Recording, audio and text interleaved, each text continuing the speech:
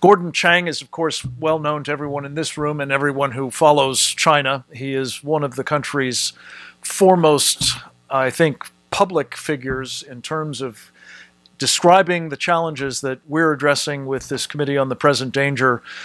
He does it through myriad media outlets, radio and television, through his writings at the Daily Beast. He is also, of course, the author of several important books, including The Coming Collapse of China.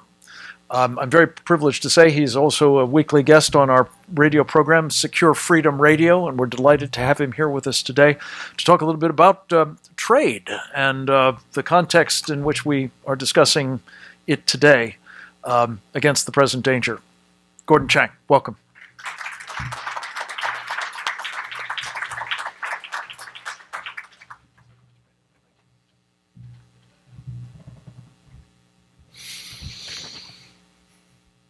The Committee on the Present Danger, China, is a critical element of the defense against the greatest threat to free societies everywhere.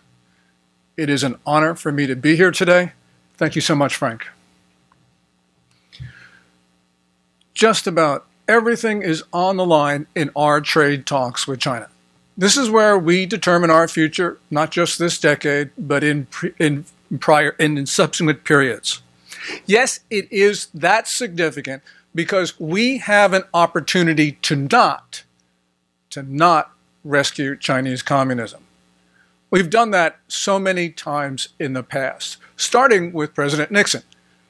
Actually, Nixon had a good reason to rescue China's communists because that was a low point for us in the Cold War.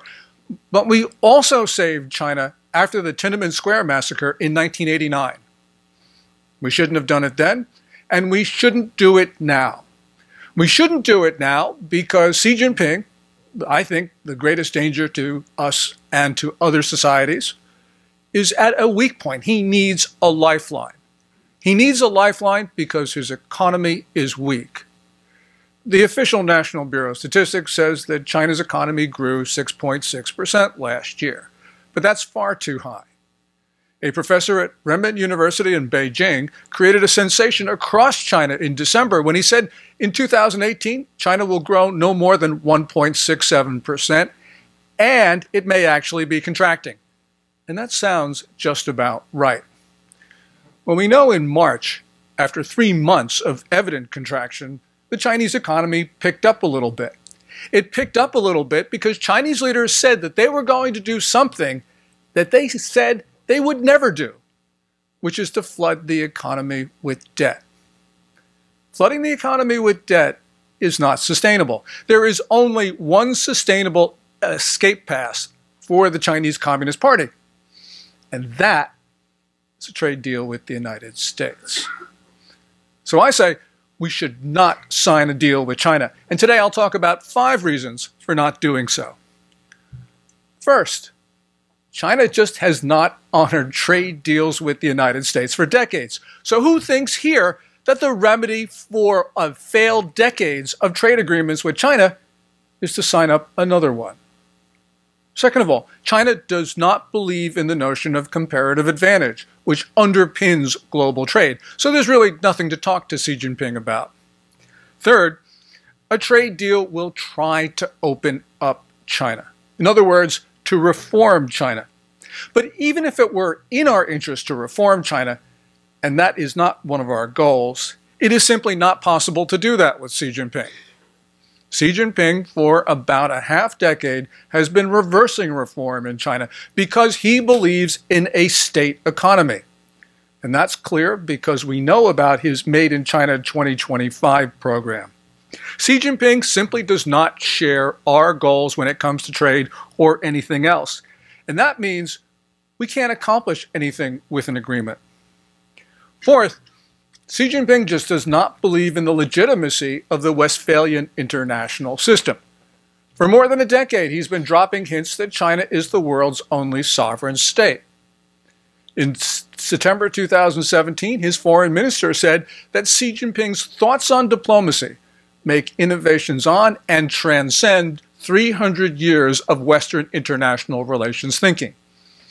You take September 2017, You subtract 300 years, you get to the Treaty of Westphalia, which is the foundation of today's international system of competing sovereign states. So, my question is, what's the point of helping somebody who believes in these things, that China is the world's only ruler? Fifth, China is using the profits of our trade to expand its military, whose officers openly talk about and gleefully talk about killing Americans. Twice in December, senior officers of the People's Liberation Army openly advocated unprovoked attacks on the U.S. Navy in the global commons. In the second of those bellicose statements, on the 20th of that month, a Chinese rear admiral said that China should use its DF-21D missiles and its DF-26 missiles to kill 10,000 Americans by sinking 2 aircraft carriers. Now, these statements are not reflective of official thinking in Beijing, but they are reflective of what senior leaders of the People's Liberation Army want. So why should we help this rear admiral accomplish his goals? And remember, the Chinese have gone beyond just boasting about this in public. In May, we learned that the Chinese, from their military base in Djibouti, lasered our C-130, temporarily blinding 2 of the pilots. You blind the pilot of a plane, you intend to bring it down. If you intend to bring it down, you intend to kill the crew. We also know that this spring, that Beijing caused brain injuries to our diplomats in the consulate in Guangzhou. So we have to ask ourselves, why should we maintain trade or cordial relationships with a country that intends to harm us? So what should we do on trade? Well, I think that President Trump needs to undo the reprieve of the higher tariffs that he granted the Chinese in February. I think we need to increase the tariffs beyond those already scheduled rates. And I believe that we need to ban the importation into the United States of goods that have benefited from the theft of U.S. intellectual property. And we should also ban the importation of goods sold by companies that have stolen U.S. IP.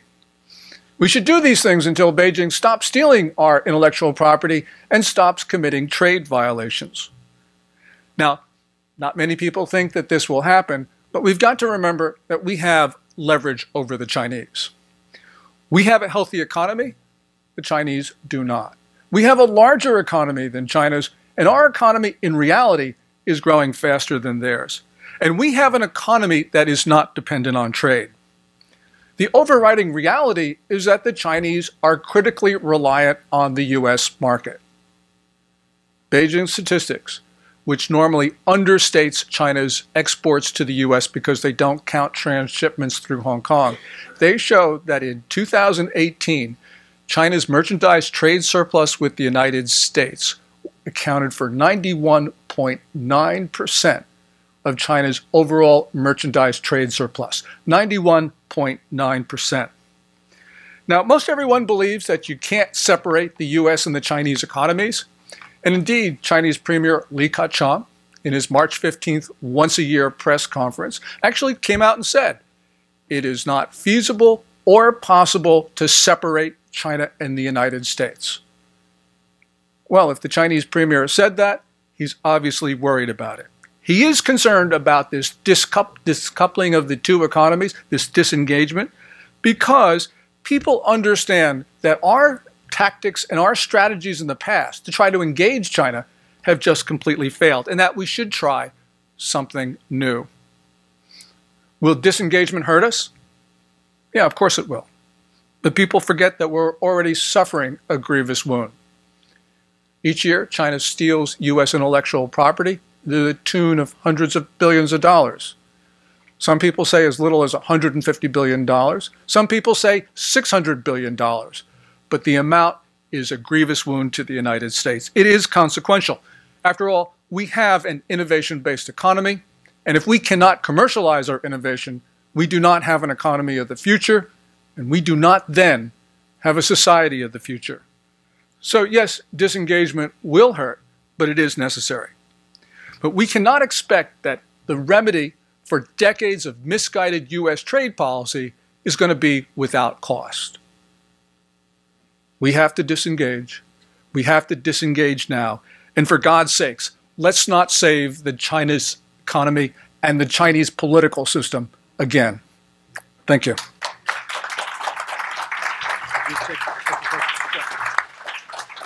Sully, do you want to come on up? We're just going to have a few minutes of discussion, folks. I understand our next speaker is here, but we're just going to try to make sure that we have some interaction with you all. Are there any questions or comments? Chad?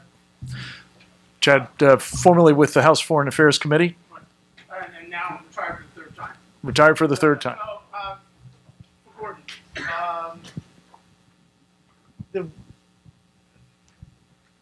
It's on. okay. The reticence to enforce the sanctions is something that, we all saw. Who do you think, and do you think that there's support for the kinds of process that you're advocating in the administration? And if so, when do you think we may see evidence that they're following a path similar to what you're advocating? Well, I think that certainly Peter Navarro advocates a robust policy towards China. I think even U.S. Trade Representative Robert Lighthizer, in creating requirements that the Chinese cannot fulfill, is moving along this path. A number of people have said that the administration is really looking towards the disengagement of the U.S. and the Chinese economies. I don't know if that's true or not, but I think what's happening is that the American people demand a certain type of trade agreement. The Chinese cannot agree to it. And if they agree to it, they can't honor it. So we're moving in this direction anyway. We've seen a number of companies have said that they are trying to get parts of their supply chain out of China. This is going to occur, Chad. It's very important for us. And it's going to be essentially the American people who support this, regardless of who's in the administration. Any other comments or questions? Faith McDonald. Faith is one of the great faith leaders in this country, as a matter of fact, and defenders of faith worldwide. Welcome. Thank you, Frank. Thank you both. And as a faith leader, you would think I would have a question for Solly, but I just spent quite a bit of time with him. So my question is actually for you, Gordon.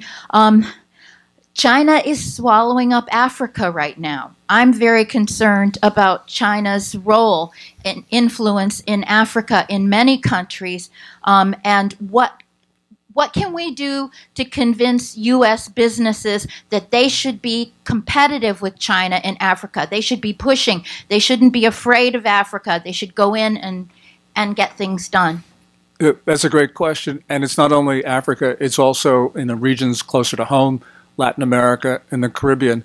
No administration can tell companies what to do. And that's very much the difference between our system and China's, where China just tells the state enterprises to go out and do certain things, which is the reason why over the last 15, 20 years, you've seen rapid Chinese penetration of the African market, as well as South America. We've got a problem right now in Venezuela, in part because of China, but also the Caribbean, where essentially Chinese companies are making investments that have little commercial rationale. For us, it's going to have to really be making sure a couple things. One of them is that when borrowers of easy Chinese cash get into trouble, that the IMF and other multilateral institutions don't rescue them. And this is the issue right now with Pakistan, because Pakistan's borrowed something like on the order of $62 billion, and finding it very difficult to pay back the Chinese. But also I think that what we're going to have to do ultimately is we're just going to have to oppose the Chinese at each and every step of the way. It's going to be difficult for us. There are a lot of little things that we can do, but there's no one big thing. Not until we change our economic system where we can tell AT&T and General Motors and everybody else to go out and do something that's good for U.S. national security. I think ultimately, though, we will respond, because if you look at, for instance, your case of Africa, 6 of the 10 fastest growing economies each and every year come from sub-Saharan African, and eventually American companies will see the light. But you got to remember, even with all this talk about China taking over Africa, the biggest foreign investor by stock is the United States. Could I just add a point? I truthfully haven't had a chance to read this myself, but the author of the piece that appeared in the Wall Street Journal this morning was in the room earlier today. I don't see him at the moment. But he described, as I recall, an effort now being made on an interagency basis by the United States government together with private sector entities to try to go into some of these countries, and I think do very much what you're talking about, Gordon, to help raise the alarm about the debt trap. I think of them as sort of payday loan kind of approach that is ensnaring country after country and creating, as you say, Faith, this condition that ultimately leads to domination to the great detriment of the people and governments involved. Anybody else want to make a quick comment? Sasha Gong? Yeah, actually, my question is that I once heard someone working for Deng Xiaoping told me one thing, is that, well, in the early 1990s, when the United States was talking about sanction, and Deng Xiaoping said, well, they want to deal with 300 million refugees, let them do. That's a very fundamental threat from China. And I heard also from the Chinese economists that 70% of Chinese economy at this time somewhat depends on foreign trade. So your disengagement policy, have you ever thought, how do we deal with that aspect? One of the most effective things we can do with China without firing a shot is to encourage Chinese people to leave with their money. That's unfortunately not up to us because of the draconian capital controls in China. And we've got a very difficult determination of figuring out who's who. But I think it's important for us to make sure that companies and individuals can take their cash out of China. And there's a number of things that it's very hard for us in terms of that determination, but we can avoid creating obstacles to it. Because the one thing that China's worried about right now is not keeping their currency low, but it's keeping it high in order to convince Chinese to keep their money in country. There was $1.0 trillion of net capital outflow in 2015, probably about $1.1 trillion in 2016 until the Chinese stopped it. This is a critical vulnerability for them.